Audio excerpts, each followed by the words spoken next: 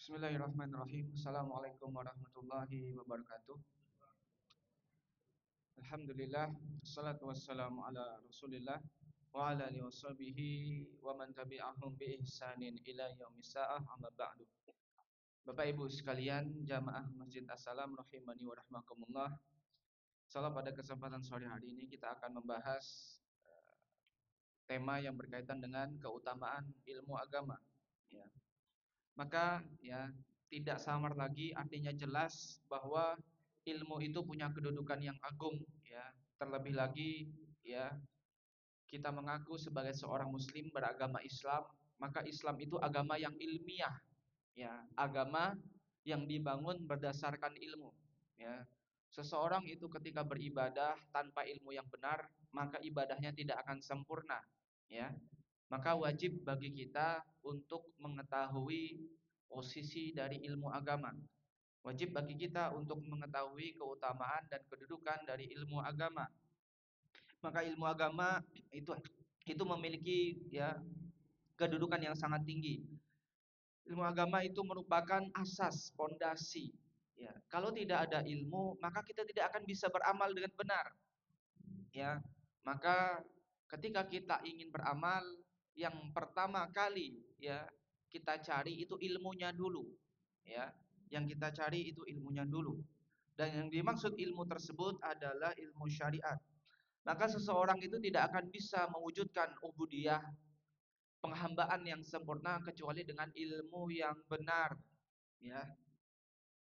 Nah, Allah Subhanahu wa taala berfirman ya di dalam surat Muhammad ayat 19, ya.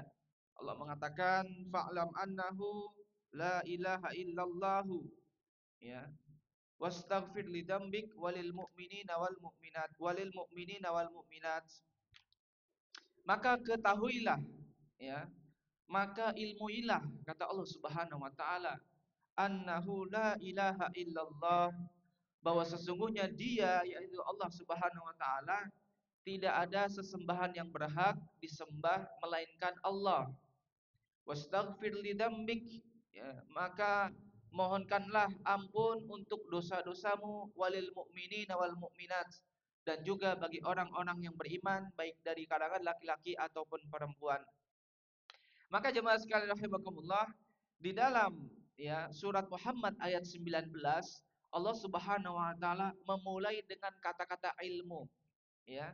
Allah katakan fa'lam, ketahuilah, ilmuilah. Jadi yang pertama-tama yang Allah sebut itu hendaknya engkau mengetahui terlebih dahulu.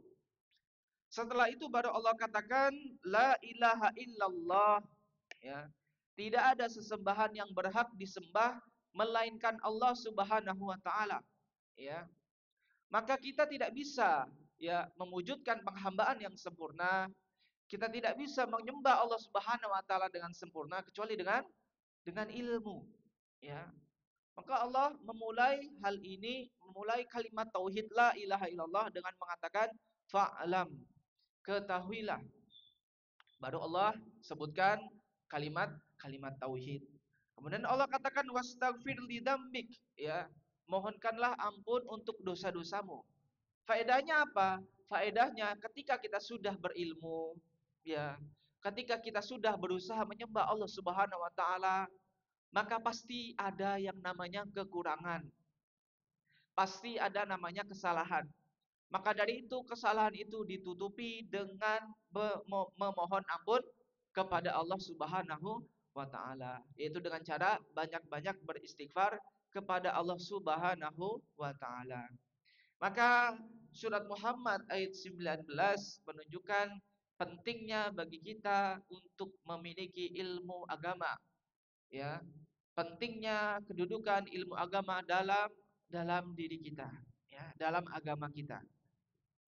Nah, jemaah sekalian rahimakumullah, di antara doa Nabi Shallallahu alaihi wasallam yang menunjukkan ya bahwa ilmu agama itulah yang paling pertama, ilmu yang paling pertama.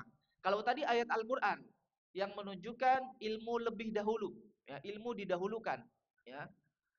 Adapun di dalam hadis Nabi Shallallahu Alaihi Wasallam menyebutkan ilmu yang disebutkan lebih dahulu, yaitu di mana Nabi Shallallahu Alaihi Wasallam ya ketika selesai sholat subuh beliau membaca sebuah doa, sebagaimana persaksian dari salah satu istri beliau Ummu Salamah ya.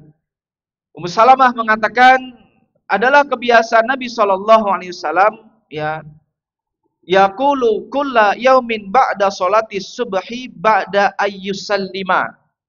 Ya, Ibunda Ummu Salamah radhiyallahu anha beliau mengatakan adalah kebiasaan Nabi Shallallahu Alaihi Wasallam setiap harinya. Ya. Kalau sudah disebut setiap hari artinya beliau apa? Rutin melakukannya. Ya. Ba'da sholati subhi. Beliau mengucapkan sebuah doa yang beliau ucapkan setelah sholat subuh, ya ba'da ayyusallima, setelah beliau salam. Ya, artinya ketika selesai melaksanakan sholat subuh, assalamualaikum warahmatullah, assalamualaikum warahmatullah, maka beliau membaca doa ini. Doanya apa kira-kira? Sudah hafal biasanya. Doa yang dibaca Nabi SAW selesai sholat subuh. Apa doanya? Allahumma inni as'aluka ilman nafi'an ya wa rizqan thayyiban wa amalan mutaqabbalan. Nah, ini doa yang dibaca Nabi SAW ketika selesai sholat subuh setelah salam. Jadi khusus untuk sholat subuh ini ya, biasanya kan kalau selesai sholat bacanya apa? Istighfar 3 kali ya kan. Kemudian Allahumma antas salam wa minkas salam dan seterusnya. Ya, tapi untuk sholat subuh ini Nabi Shallallahu Alaihi Wasallam membaca sebuah doa terlebih dahulu. Itu doa Allahumma inni as'aluka ilman nafi'an wa rizqan thayyiban wa amalan mutaqabbalan. Ya Allah, aku memohon kepada Engkau ilmu yang bermanfaat. Ya. Kemudian wa rizqan thayyiban, rizki yang thayyib, rizki yang halal. Kemudian wa amalan mutaqabbalan, amal yang diterima. Ya. Maka dari doa ini jemaah sekalian rahimakumullah, Nabi Shallallahu Alaihi Wasallam beliau mendahulukan ilmu yang bermanfaat. Ya, jadi beliau meminta 3 hal dalam doa ini. Yang pertama meminta ilmu yang bermanfaat, kemudian yang kedua rizki yang thayyib, rizki yang halal, ketiga amal yang diterima. Ya, dari ketiga hal ini Rasulullah Shallallahu Alaihi Wasallam beliau memulai dengan ilmu yang bermanfaat. Meminta ilmu terlebih dahulu. Ya. Faedahnya apa? Faedahnya ya, seseorang itu tidak akan bisa membedakan mana rizki yang thayyib, rizki yang halal dengan rizki yang haram, kecuali dengan apa? Ilmu. Ya. Kalau orang ingin kerja, ya, maka pastikan pekerjaan yang dia lakukan itu halal. Bagaimana dia tahu? Dia harus punya ilmu tersebut. Ya. Misalnya dia ingin dagang, maka dia harus punya basic ilmu fikih jual beli, sehingga tidak terjerumus dalam hal-hal yang terlarang. Misalnya ada orang yang pengen jual emas, ya, maka harus tahu, jual emas itu ada syaratnya, ya. Syaratnya adalah ya dan biadin, harus langsung diserahkan. Ya. Harus diserahkan, nggak boleh tertunda barangnya. Kemudian syarat kedua harus tunai, nggak boleh kredit. Ya. Kalau ada orang beli emas kredit, maka jual belinya tidak sah. Karena syaratnya 2, jual beli emas, ya. Harus langsung diterima, kemudian langsung tunai, nggak boleh kredit, ya. Jadi 2 syarat ini harus terpenuhi. Tidak boleh saya bayar tunai kontan dulu, tapi emasnya nanti 1 jam lagi. Nggak boleh. Atau emasnya sudah diberikan, bayarnya nanti 1 jam lagi. Nggak boleh. Jadi harus emasnya diterima, uangnya juga harus diserahkan. Maka pentingnya orang belajar ini. Kalau ingin dagang, ya harus belajar fikih jual beli. Dan juga pekerjaan-pekerjaan yang lainnya. Misalnya dia sebagai karyawan, dia harus paham, ya. Jangan sampai dia menggunakan fasilitas umum fasilitas kantor tapi untuk kepentingan pribadi, nggak boleh. Ya, tidak boleh, ya. Atau dia datangnya telat, ya. Datangnya telat, pulangnya gasi. Nah, ini gajinya bermasalah, ya. Maka pentingnya seorang itu punya ilmu. Maka kalau ingin mendapatkan rizki yang thayyib, rizki yang halal, maka dia harus punya ilmunya terlebih dahulu. Dia ingin kerja apa? Maka dia harus belajar terlebih dahulu.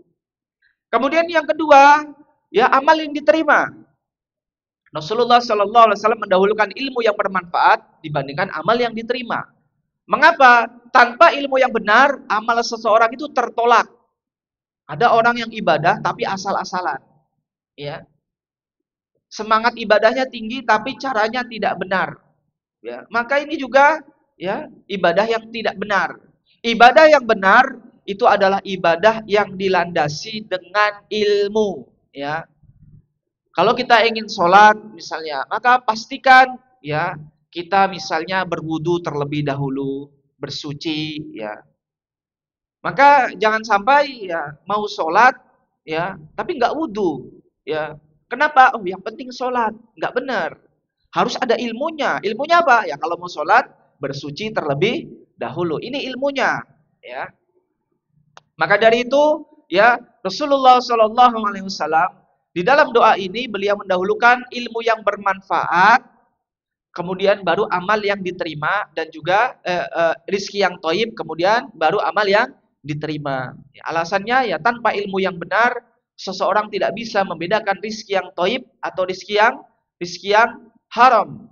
Tanpa ilmu yang benar seseorang juga tidak akan tahu ini amalnya kira-kira bisa diterima atau tidak, ya. Nah, jemaah sekalian rahimakumullah, ya, maka dari dua dalil ini baik dari Quran dan Sunnah menunjukkan, ya, pentingnya ilmu agama. Maka kedudukan ilmu agama itu punya kedudukan yang sangat agung dalam Islam. Nah, jemaah sekalian rahimakumullah, ya. Kemudian, ya, kita masuk ke poin keutamaan dari ilmu agama. Kalau ayat tadi yang kita baca, hadis tadi yang kita baca itu dalil menunjukkan, ya, ilmu agama ini sangat penting. Nah, adapun poin pembahasan yang selanjutnya adalah keutamaan dari ilmu agama sendiri, baik dari Al-Qur'an ataupun dari hadis Nabi Shallallahu alaihi wasallam.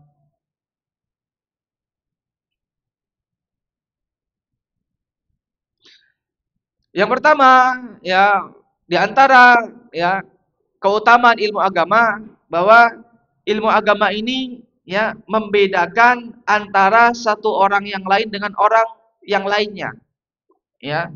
Jadi membedakan antara satu orang yang lain dengan orang yang lainnya.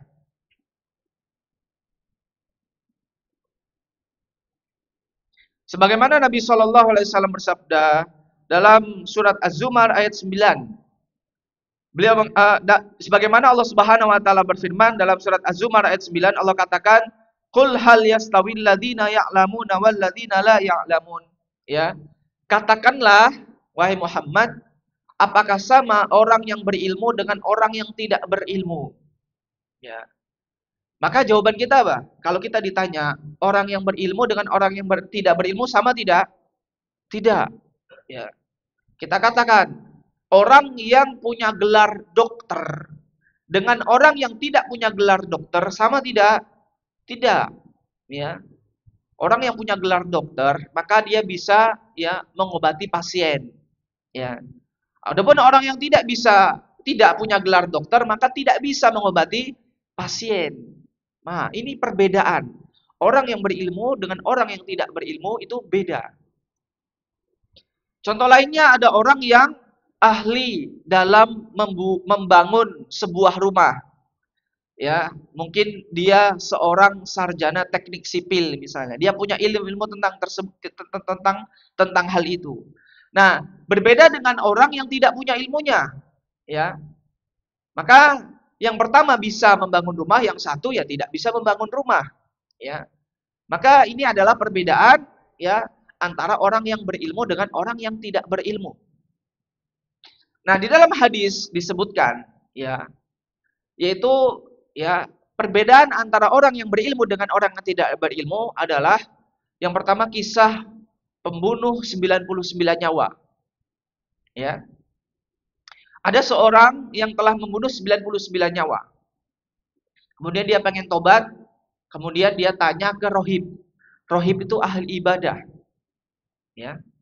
Ahli ibadah ini boleh jadi berilmu, boleh jadi tidak berilmu. Ya. Dia tanya, ya, saya sudah membunuh, ya, ada orang yang sudah membunuh 99 nyawa, kira-kira kalau tobat diterima nggak? Nah, rohib ini jawab tidak. Dia jawab dengan apa? Tanpa ilmu. Jawabnya asal. Akhirnya dibunuhlah rohib tersebut, genap jadi 100. Nah, ini dampak, ya, orang yang tidak punya ilmu tapi berfatwa. Ya, beda orang yang berilmu dengan tidak berilmu. Nah, kemudian pembunuh ini datang lagi ke alim, orang yang berilmu. Ditanya, ada orang yang sudah membunuh 100 nyawa, kira-kira bisa tobat nggak? Maka alim ini jawab, iya, bisa tobat. Nah, maka bandingkan jawaban antara orang yang berilmu dengan orang yang tidak berilmu. Jawabannya beda, hasilnya beda. Ya, orang yang tidak berilmu ditanya bisa taubat nggak? Jawabannya apa? Nggak bisa. Orang yang berilmu ditanya bisa taubat nggak? Bisa. Maka inilah perbedaan antara orang yang berilmu dengan orang yang tidak berilmu. Ya. Di dalam hadis yang lain dari sahabat Jabir bin Abdullah radhiyallahu anhu, ya, beliau saat itu sedang melakukan safar dengan sebuah rombongan. Kemudian ada salah satu rombongan safar tersebut kepalanya luka, kena batu. Ya, akhirnya diperban. Ya. Kemudian ketika pagi hari tiba, ya, sahabat yang kepalanya luka tadi itu mendapati dirinya ya mimpi basah. Mimpi basah, bangun tidur, mau sholat subuh, mimpi basah. Maka kewajiban orang yang mimpi basah kalau mau sholat dia harus apa? Mandi dulu, mandi junub. Kemudian dia tanya sama teman-temannya, wahai teman-teman, aku sedang dalam kondisi luka ini. Kepalanya bocor misalnya, diperban. Dan aku tadi pagi barusan ya mimpi basah dalam kondisi junub. Kira-kira ada tidak keringanan bagiku ya kalau mandi wajibnya gak usah pakai air? Teman-temannya jawab apa? Tidak, kami tidak dapati keringanan bagimu. Ini teman-temannya jawab. Jawabnya nggak bisa. Akhirnya ikutlah saran teman-temannya, mandi wajib pakai air. Karena kepalanya sedang luka, kena air, ya meninggal dunia. Matilah temannya. Kemudian ketika sampai di kota Madinah, Jabir bin Abdullah ini, ya beliau melaporkan kepada Nabi Shallallahu Alaihi Wasallam. Ya. Maka Nabi Shallallahu Alaihi Wasallam marah besar. Bahkan sampai mengatakan mereka telah membunuh temannya ini. Ya. Bukankah obat orang yang tidak tahu itu bertanya? Ya. Maka ya teman-temannya ini nggak tahu jawabannya, tapi mereka menjawab dengan tanpa ilmu. Ya. Aslinya apa? Aslinya kalau sudah luka seperti itu, maka dia boleh mandi wajib dengan apa? Tayamum saja. Ya. Karena ini ada uzur, ya, kepalanya terluka, ya. Kemudian dia nggak boleh kena air, ya. Maka ini pentingnya orang punya ilmu, ya. Maka inilah membedakan antara orang berilmu dengan orang yang tidak berilmu, ya. Maka bedakan antara orang yang berilmu dengan orang yang tidak berilmu. Maka Az-Zumar ayat 9 ya menegaskan bahwa orang berilmu dengan orang yang tidak berilmu itu tidak akan sama. Maka ini adalah ya keutamaan yang pertama. Orang yang punya ilmu pasti beda dengan orang yang tidak berilmu. Kemudian keutamaan yang kedua, orang yang berilmu, Allah Subhanahu wa taala itu akan ya naikkan derajat atau kedudukannya, ya. Sebagaimana Allah Subhanahu wa taala berfirman dalam surat Al-Mujadilah atau Mujadalah ayat 11, Allah katakan, "Yarfa'illahu alladziina aamanu minkum walladzina utul ilma darajat. Allah Subhanahu wa taala akan mengangkat derajat orang-orang yang beriman di antara kalian dan orang-orang yang punya ilmu. Jadi Allah Subhanahu wa taala itu akan mengangkat derajat seseorang yang berilmu. Di dalam tafsir Jalalain disebutkan derajat yang dimaksud itu derajat di surga. Ya. Maka Allah pasti akan mengangkat derajat orang-orang yang berilmu. Ya, mengangkat derajat orang-orang yang berilmu, ya. Meskipun tidak kita pungkiri, ya, orang yang berilmu itu boleh jadi Allah angkat derajatnya di dunia, ya. Misalnya ada orang yang dia punya gelar profesor di sebuah lingkungan tempat tinggalnya, maka Allah Subhanahu wa taala angkat derajatnya. Ya, biasanya dia akan menjadi orang yang dihormati, ya. Seorang dokter di lingkungan tempat tinggalnya, maka Allah akan angkat derajatnya, ya.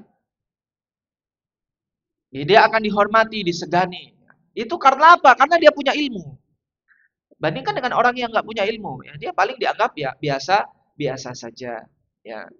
Nah, orang yang punya punya ilmu agama juga, maka Allah Subhanahu wa taala akan angkat derajatnya.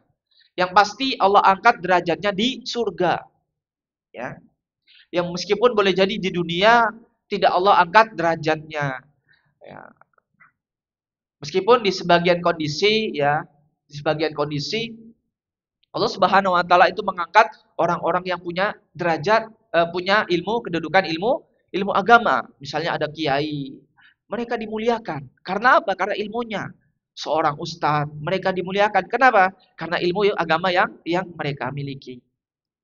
Nah, jemaah sekalian rahimakumullah, kemudian di dalam surat Al-Mujadilah atau Mujadalah ayat 11 ini, di dalam tafsir Ibnu Katsir dijelaskan ada sebuah kisah. Ya. Kisah dari Nafi bin Abdul Haris, beliau berjumpa Umar bin Khattab, ya, di daerah Isfan, ya. Jadi Umar bin Khattab ini pada saat itu menjabat sebagai khalifah, ya. Nah, Umar bin Khattab ini, ya, beliau mengangkat Nafi ini sebagai, ya, pejabat di kota Mekah, ya, punya kedudukan penting di kota Mekah. Maka Umar berkata kepada Nafi ini, ya, engkau mengangkat seseorang, ya, untuk tempat yang disebut Ahlul Wadi, ya, di tempat berada yang di sekitar lembah, ya. Kamu ada mengangkat orang, ya. Jadi Nafi ini ditanya, kamu ada mengangkat orang yang mengurusi daerah sekitar lembah. Siapa dia? Kata Umar.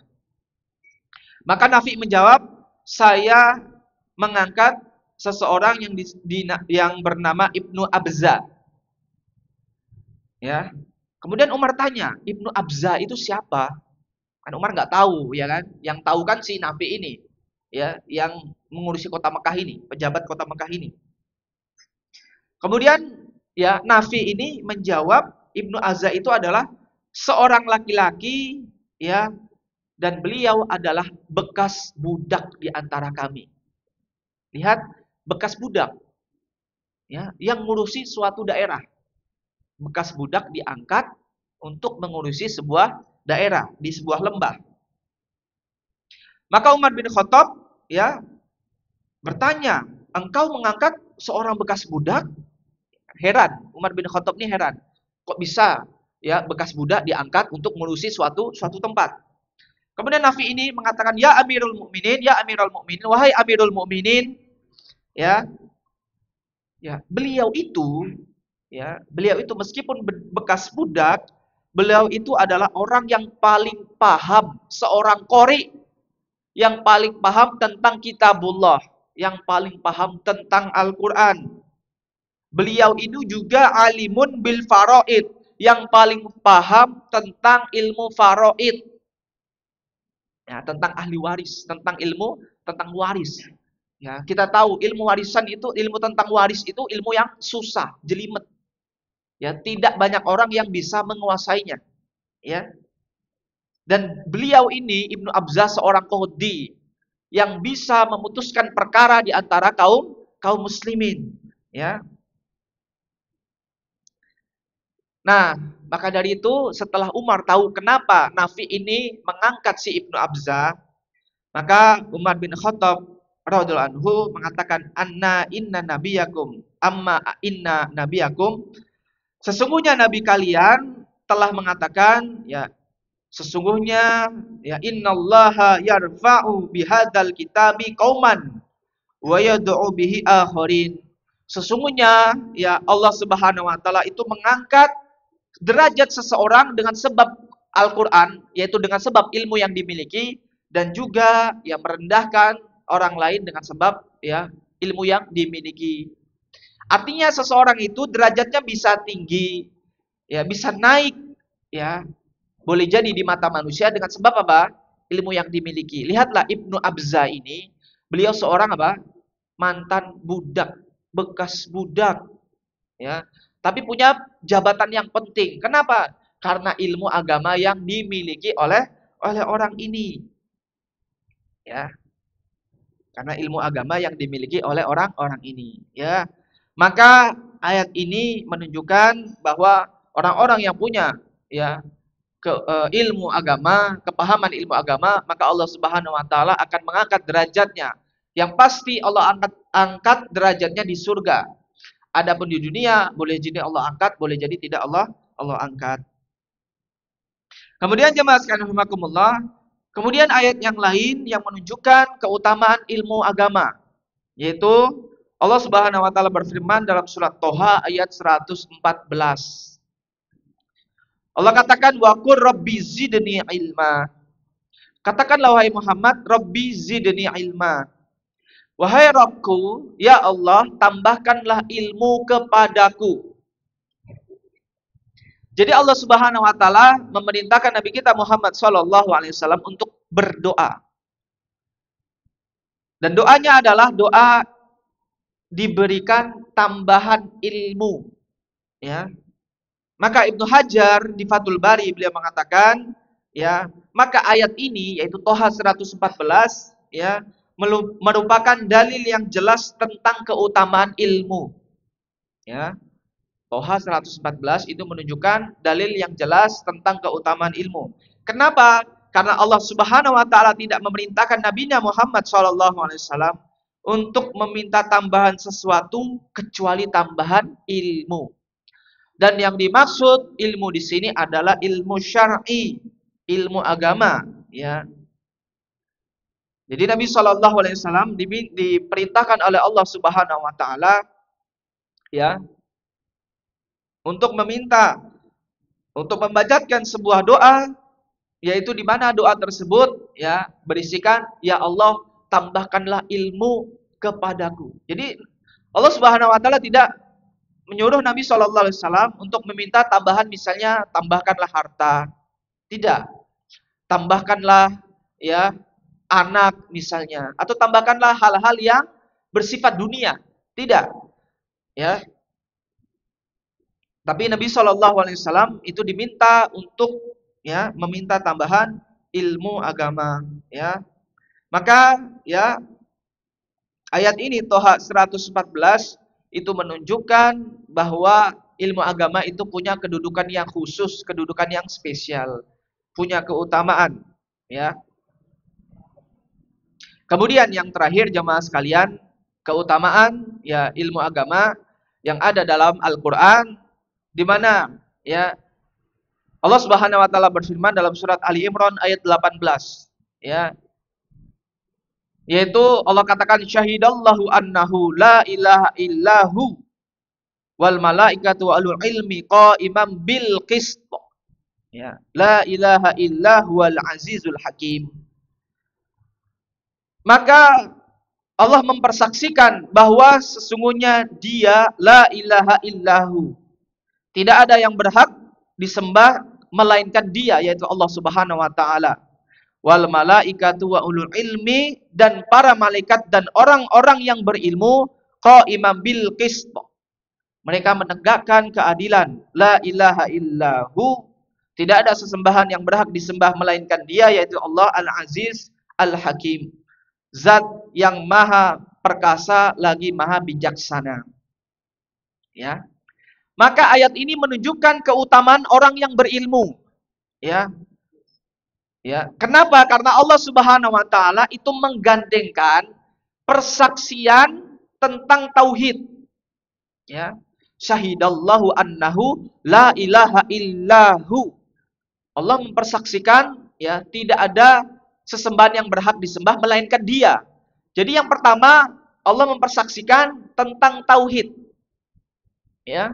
Baru wal malaikatu wa ulul ilm. Ya. Allah mempersaksikan sesuatu yang paling urgen, yang paling penting itu adalah mentauhidkan Allah Subhanahu wa taala. Kemudian Allah gandengkan dengan ya persaksian dari orang-orang yang berilmu. Ya. Maka hal ini menunjukkan keutamaan orang-orang yang memiliki ilmu agama. Ya. Maka dari itu jemaah sekalian rahimakumullah, ya, ketika kita ingin mendapatkan keutamaan ini, maka salah satu langkah yang bisa kita kerjakan adalah ya kita berusaha untuk duduk di majelis ilmu. Kita rajin untuk belajar ilmu agama, ya.